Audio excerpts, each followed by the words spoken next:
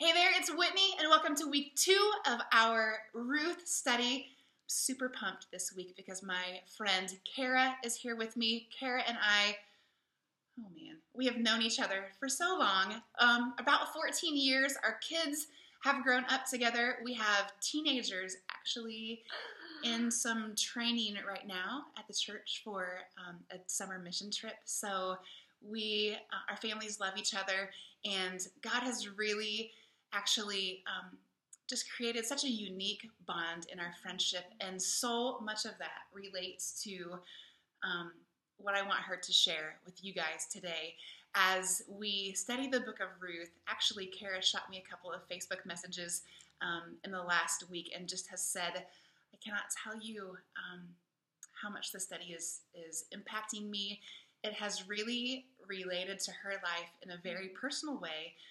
And that's what I want her to share with you today. At a very young age, Kara was able to identify with Ruth, and I want her just to share a little bit about that background first.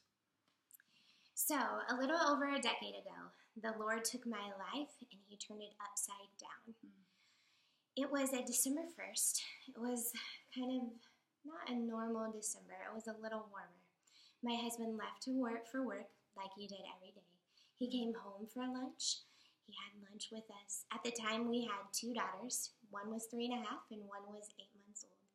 And so the break in the middle of the day, that's amazing. Yeah. He then went back to work. Our day continued. I love December 1st because I love Christmas, because I think it's a great foundation to give your kids the birth of Christ, why He came, and all the great things that go along with it. And so I have 25 days of traditions that I do with my kids. Of course Very simple, nothing. Because she's amazing. Nothing crazy. So day 1 is you string 25 kisses, and you get to eat a kiss every morning before breakfast.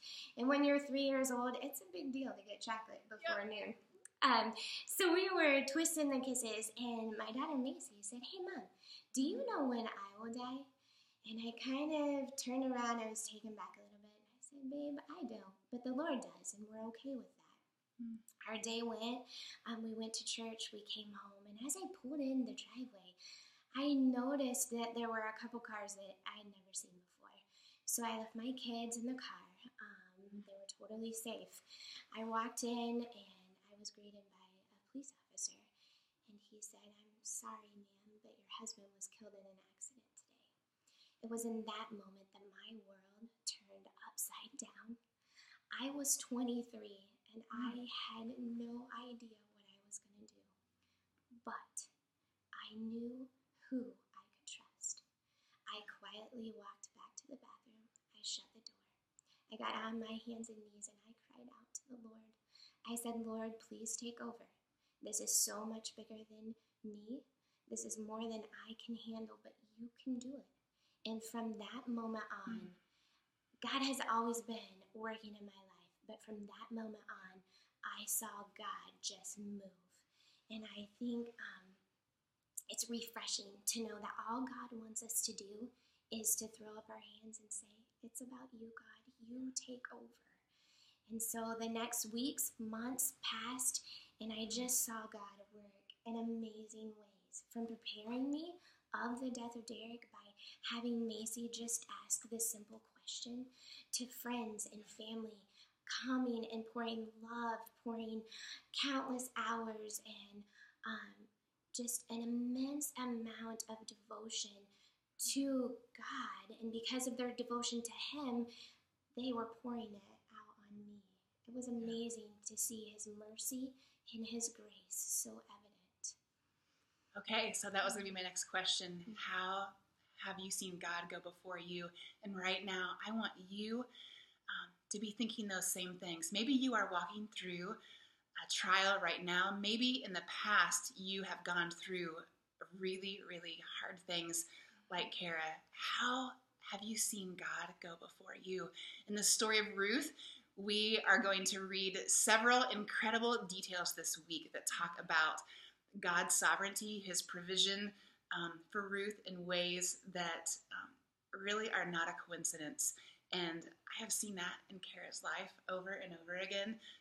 It has inspired me in my walk with God, and you have the opportunity to inspire someone else as you share the sovereignty of God and the way that He has gone before you. And so, Kara, why don't you just wrap up by sharing with these ladies one thing that you hope that you never forget about that time, or other times that God has shown Himself so faithful in the way that He has gone before you. I think the one thing is to remember that He is always with us. He is always for us. He's always protecting us. He's always guiding us. He always has a plan for our life. All He needs us to do is depend on Him. I could probably talk for the next 5 hours about the ways that through that time and the years since, God has been so faithful. He has provided another father for 2 of my daughters, Joel, and an amazing husband for me. He's given us 2 more daughters. He has been faithful. And I think the biggest thing, if I could say one thing, remember what God has done for you. See His mercies in the dark times. Because when you see His mercies and you can remember them, the dark times are hard. But by seeing the mercy, focusing on the truth, the hard times are bearable. Amen. Okay, so my challenge for you this week is this. We want you to share your story of God's faithfulness in your groups, in the comments on the blog post today. It is good to speak of God's faithfulness in the way that He has gone before us, because there are people that God has sovereignly put in your path, and you have an opportunity to share about Him. We don't want to miss those opportunities. So do that today. Thank you for joining us on week 2, and we're just excited to hear from you and what God is doing in your life this week. Have a great week.